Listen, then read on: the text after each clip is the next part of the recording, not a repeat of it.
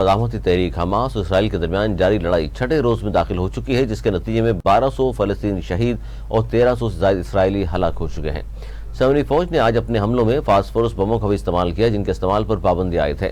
اسرائیل کی مسلسل بمباری اور محاصرے کے باعث غازہ کا واحد پاور پلانٹ بھی ایندھن کی کمی کی وجہ سے بند ہو گیا۔ اسرائیلی بمباری کا جواب دیتے ہوئے حماس نے بھی تل ابیب، اسقلان اور شدروت پر راکٹ برسا دیے۔ حماس کے حملوں میں 22 امریکی شہریوں اور 188 اسرائیلی فوجیوں کے مارے جانے کی تصدیق کر دی گئی ہے۔ دوسری جانب حزب اللہ نے اسرائیلی فوجیوں کو نشانہ بنانے کی فوٹیج جاری کر دی ہے۔ حماس کے حملوں کے بعد اسرائیلی حکام نے تل ابیب کا بین گورین ایئرپورٹ فضائی ٹریفک کی آمد و رفت کے لیے بند کر دیا ہے۔ اسرائیل کی موجودہ صورتحال کے پیش نظر جرمنی نے بھی اپنے 5000 شہریوں کو اسرائیل چھوڑنے کا حکم دے دیا۔ اسرائیلی میڈیا نے تل ابیب سمیت مختلف شہروں میں کئی اہداف کو نقصان پہنچنے کا بھی اعتراف کر لیا ہے۔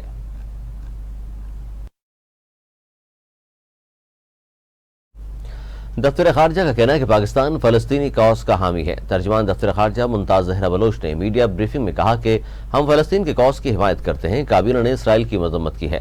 اسرائیل فلسطینیوں سے امتیازی سلوک کر رہا ہے۔ پاکستان OIC کا مستقل رکن ہے اور اس معاملے پر OIC کا خصوصی اجلاس بلانے کی کوشش کر رہا ہے۔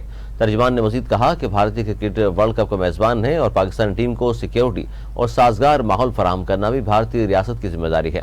پریزیڈنٹ زینب عباس کے خلاف ٹویٹ پر کیس درست سمت میں آگے نہیں بڑھا، انہیں بلا جواز اس کیس میں گھسیٹا جا رہا ہے۔ پاکستانی صحافیوں اور شائقین کو ویزے جاری کرنے سے متعلق بھارتی حکام سے رابطے میں ہیں اور جلد ویزوں کے اجرا کا مطالبہ کرتے ہیں۔ دفتر خارجہ کے ترجمان نے سائفر کیس کے حوالے سے سوال پر تبصرے سے گریز کرتے ہوئے کہا معاملہ عدالت میں ہے اور اس کا تعلق قومی سلامتی سے ہے۔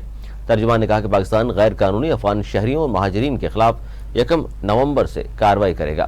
پاکستانی امیگریشن اور دیگر ریاستی قوانین کے تحت غیر قانونی تارکین وطن کے خلاف کارروائی ہوگی۔ قائداعظم دہشت گرد تنظیموں کے خلاف کارروائی پر افغان حکومت کی کوششوں کا خیر مقدم کرتے ہیں۔ نون لیگ کے قائد اور سابق وزیر اعظم نواز شریف برطانوی دارالحکومت لندن سے سعودی عرب سے جدہ پہنچ گئے۔ لندن میں علاج کی غرض سے مقیم سابق وزیر اعظم نواز شریف نے پاکستان واپسی کے لیے اپنے سفر کا آغاز کر دیا ہے، جو کہ 3 مرحلوں پر مشتمل ہے۔ نواز شریف سعودی ایئر لائن کی فلائٹ کے ذریعے لندن سے جدہ پہنچیں گے اور سعودی عرب میں 1 ہفتہ قیام کریں گے، جبکہ اس دوران ان کی اہم ملاقاتیں بھی شیڈیول ہیں۔ سابق وزیر اعظم سعودی عرب میں قیام کے دوران عمرہ بھی ادا کریں گے۔ قائد نون لیگ سعودی عرب سے 18 اکتوبر کو دبئی کے لیے روانہ ہوں گے اور وہاں سے خصوصی طیارے میں 21 اکتوبر کو پاکستان پہنچیں گے۔ سابق وزیر اعظم وطن واپسی پر صوبائی دارالحکومت لاہور میں مینار پاکستان پر جلسے سے خطاب کریں گے۔ اس حوالے سے نون لیگ کی جانب سے تیاریاں جاری ہیں۔ چیف جسٹس پاکستان قاضی فائز عیسیٰ نے 70 تولہ سونا کمیٹی کیس میں ریمارکس دیے کہ لگتا ہے پولیس کرائے کی پولیس بن گئی ہے اور ریاست کرپشن اسمگلنگ کرنے میں معاونت کرتی ہے۔ سونے کی کمیٹی نکلنے پر سونا فراہم نہ کرنے سے متعلق کیس کی سماعت میں چیف جسٹس پاکستان جسٹس قاضی فائز عیسیٰ کی سربراہی میں 3 رکنی بینچ نے کی۔ دوران سماعت عدالت نے غیر معیاری تفتیش پر پروسیکیوشن پر برہمی کا اظہار کرتے ہوئے کہا کہ کمیٹی گرفتار ملزم نے بنائی اور تفتیش اہل خانہ سے ہوئی۔ ایڈیشنل پروسیکیوٹر نے عدالت کو بتایا کہ 10 گرام سونے کی کمیٹی نکلنے پر سونا ادا نہیں کیا گیا، جس پر عدالت نے استفسار کیا کہ گرفتار سونار نے کتنا سونا کمیٹی کے ذریعے دینا تھا۔ مدعی نے بتایا کہ کمیٹی سے نکلنے والا 70 تولہ سونا نہیں دیا گیا۔ چیف جسٹس پاکستان نے ریمارکس دیے کہ 1.5 کروڑ مالیت سونے کا کوئی انکم ٹیکس ادا نہیں کیا گیا۔ یہ سونا کہاں سے آتا ہے، اس کی قانونی حیثیت کیا ہے؟ ریاست کرپشن اور اسمگلنگ کرنے میں معاونت کرتی ہے۔ جسٹس قاضی فائز عیسیٰ نے کہا کہ اس کیس میں اصل ملزم تو پولیس کو بننا چاہیے۔ پولیس والا سونے کا صرف اپنے مطلب کے لیے ہی پوچھے گا۔ لگتا ہے پولیس اب کرائے کی پولیس بن گئی ہے۔ پولیس کی اب اپنی عزت نہیں رہی، ادارے کی عزت ہونی چاہیے۔ پولیس اور پٹواری کا شاہی سسٹم ختم ہونا چاہیے۔ سپریم کورٹ نے سونے کی کمیٹی میں گرفتار ملزم کی ضمانت منظور کرتے ہوئے ملزم کو 2 لاکھ روپے کے مچلکے جمع کروانے کا حکم دے دیا۔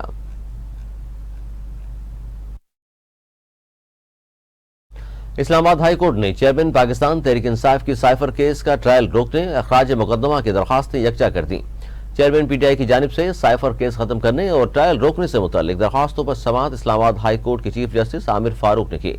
وکیل چیئرمین PTI سردار لطیف کھوسہ نے دلائل دیتے ہوئے کہا کہ معاملہ ہائی کورٹ میں چل رہا ہے اور فیصلہ محفوظ ہے۔ لاہور ہائی کورٹ نے بھی FIA کے کیس میں حکم امتناع جاری کیا ہوا ہے۔ سائفر کیس ٹرائل کورٹ میں کارروائی روکنے، فرد جرم عائد کرنے کے فیصلے کے خلاف درخواست ہے۔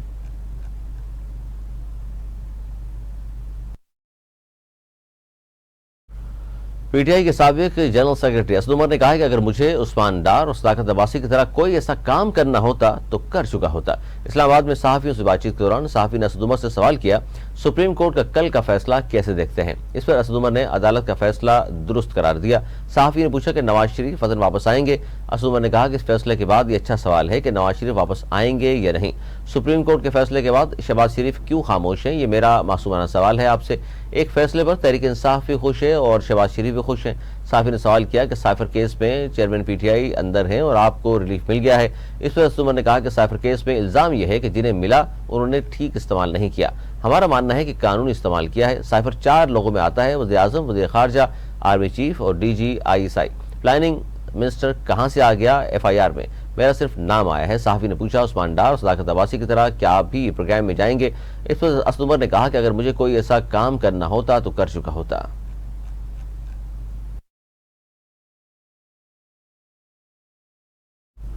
چیئرمین ناظرہ لیفٹیننٹ جنرل منیر افسر نے کہا کہ جعلی فیملی ٹری میں افغانیوں کو شامل کیا جاتا رہا۔ سینٹ کی داخلہ کمیٹی کو بریفنگ دیتے ہوئے منیر افسر نے بتایا کہ 84 اہلکاروں کے خلاف کارروائیاں کی گئی ہیں۔ انہوں نے کہا کہ جعلی دستاویزات بغیر فنگر پرنٹ یا تصویر کے ریکارڈ کو اہلکار ٹیمپر کرتے رہے۔ لیفٹیننٹ جنرل منیر افسر نے کہا کہ ناظرہ نے جعلی شناختی کارڈ روکنے کے لیے شفاف اور پختہ نظام قائم کیا ہے۔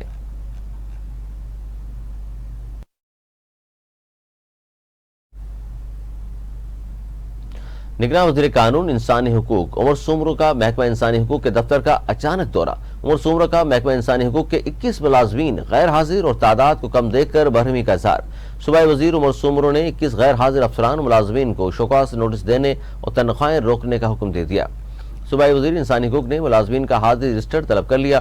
عمر سومرو نے اسٹاف سے مکالمہ کرتے ہوئے کہا کہ صبح کے 10 بج چکے ہیں، سیکرٹری انسانی حقوق ابھی تک دفتر نہیں آئے، ملازمین کی حاضری کم کیوں ہے؟ اس وقت تک دفتر میں حاضری 100% ہونی چاہیے، ملازمین کی حاضری 9 بجے یقینی بنائیں۔ عمر سومرو نے کہا کہ ملازمین اپنا قبلہ درست کر لیں، اب مزید وقت نہیں دوں گا، آخری وارننگ سمجھیں۔ گورنر سندھ کامران ٹسوری سے میئر کراچی مرزا وہاب کی گورنر ہاؤس میں ملاقات میں امریکی صدر کے مشیر شاہد احمد خان بھی موجود تھے۔ گورنر سندھ نے میئر کراچی کے ہمراہ امید کی گھنٹی پر سائلین سے مسائل معلوم کیے۔ Karachi medical and dental college کی طالبہ نے گورنر سندھ سے فیس اور ڈگری کا مسئلہ حل کرنے کی درخواست کی۔ گورنر سندھ نے میئر کراچی کو اس معاملے کا جائزہ لینے کی ہدایت کر دی۔ ملاقات میں انفراسٹرکچر کی بحالی، وفاقی حکومت پر ترقیاتی منصوبوں اور باہمی دلچسپی کے دیگر امور پر تبادلہ خیال کیا گیا۔ گورنر سندھ کامران ٹسوری نے کہا کہ شہر قائد کا انفراسٹرکچر کی بحالی کے لیے مشترکہ اقدامات کی ضرورت ہے۔ تمام اسٹیک ہولڈرز کی مشاورت سے شہریوں کو سہولیات کی فراہمی ممکن بنائی جا سکتی ہے۔ سڑکوں کی تعمیر اور پارکوں کی بحالی پر خصوصی توجہ چاہیے۔ میئر کراچی مرزا وہاب نے کہا کہ گورنر سندھ کے عوامی فلاح و بہبود کے اقدامات مثالی ہیں، ان اقدامات سے عام آدمی کو بہت فائدہ ہو رہا ہے۔ سندھ ہائی کورٹ کے قائم مقام چیف جسٹس اشیاء ضروریہ کی قیمتوں میں اضافے، ذخیرہ اندوزی کی روک تھام اور اسپیشل عدالت میں ججز کی عدم تعیناتی کے کیس میں احکامات کے باوجود تحریری جواب جمع نہ کرانے پر صوبائی اور وفاقی حکومت پر برہم ہو گئے۔ قائم مقام چیف جسٹس عرفان سعادت خان نے ایڈیشنل ایڈوکیٹ جنرل سے استفسار کیا کہ اسپیشل عدالت میں ججز کی تعیناتی کے لیے تحریری جواب طلب کیا تھا، ہمیں صرف ہاں یا نہ میں جواب دیں۔ عدالت نے وفاقی حکومت کے وکیل سے مکالمہ کرتے ہوئے سوال کیا، آپ نے عدالتی احکامات پر جواب تیار کیا؟ سندھ ہائی کورٹ کے قائم مقام چیف جسٹس نے کہا کہ آپ دونوں نے کہا تھا آئندہ سماعت پر جواب لے کر آئیں گے، دونوں حضرات جواب لے کر نہیں آئے۔ وفاقی اور صوبائی حکومت کو ہفتے کی مہلت دے رہے ہیں، تحریر جواب جمع کرائیں۔ درخواست گزار کے وکیل نے کہا کہ گودام رجسٹریشن کے لیے سندھ گودام رجسٹریشن ایکٹ 1996 لایا گیا، گودام رجسٹریشن ایکٹ نافذ کر کے عوام کو ذخیرہ اندوزوں سے نجات دلائی جائے۔ سندھ ہائی کورٹ نے مزید سماعت 2 نومبر تک ملتوی کر دی۔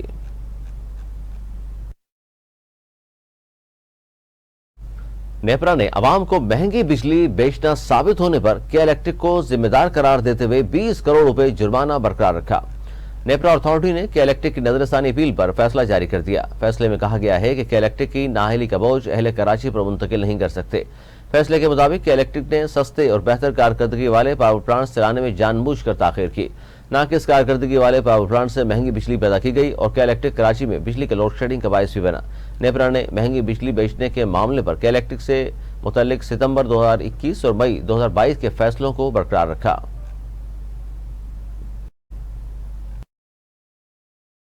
متحدہ عرب امارات کے صدر شیخ محمد بن زاید نے امریکہ کے صدر جو بائیڈن کا ٹیلی فونک رابطہ ہوا ہے۔ غیر ملکی میڈیا کے مطابق دونوں ملکوں کے صدور کے درمیان خطے میں بڑھتے تشدد اور کشیدگی پر قابو پانے کی کوششوں پر تبادلہ خیال کیا گیا۔ اس دوران مشرق وسطی میں امن، استحکام اور سلامتی کے حصول کے لیے سیاسی امکانات کا بھی جائزہ لیا گیا۔ دونوں صدور نے تحمل اور کشیدگی فوری کم کرنے کے لیے علاقائی اور بین الاقوامی ہم آہنگی پر غور کیا۔ امریکی اور اماراتی صدور نے مشرق وسطی میں شہریوں کے تحفظ کو ترجیح دینے اور انسانی امداد کی ترسیل قابل بنانے کے لیے محفوظ راہداری کھولنے کی ضرورت پر زور دیا۔ متحدہ امارات کے صدر شیخ محمد بن زید ال نہیان نے کہا کہ موجودہ صورتحال سے علاقائی سلامتی اور استحکام کو شدید خطرات لاحق ہیں۔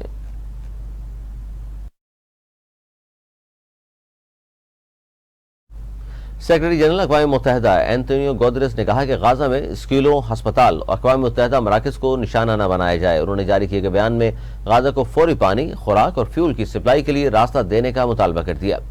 اینٹونیو گوتریس نے کہا کہ غزہ میں اقوام متحدہ کے 92 سہولت مراکز میں 2,20,000 فلسطینی پناہ لیے ہوئے ہیں۔ انہوں نے کہا کہ اسرائیلی بمباری کے باعث بے گھر فلسطینیوں کی تعداد 3,38,000 سے تجاوز کر گئی ہے۔ سیکرٹری جنرل اقوام متحدہ نے کہا کہ اقوام متحدہ کا عملہ غزہ کے لوگوں کی مدد کے لیے کام کر رہا ہے۔ انہوں نے مزید کہا کہ مصر نے غزہ کے پناہ گزینوں کو محفوظ راہداری فراہم کرنے سے انکار کر دیا ہے۔ اینٹونیو گوتریس نے یہ بھی کہا کہ افسوس ہے کہ میرے کچھ ساتھیوں نے غزہ کے لوگوں کی مدد کی قیمت ادا کی ہے۔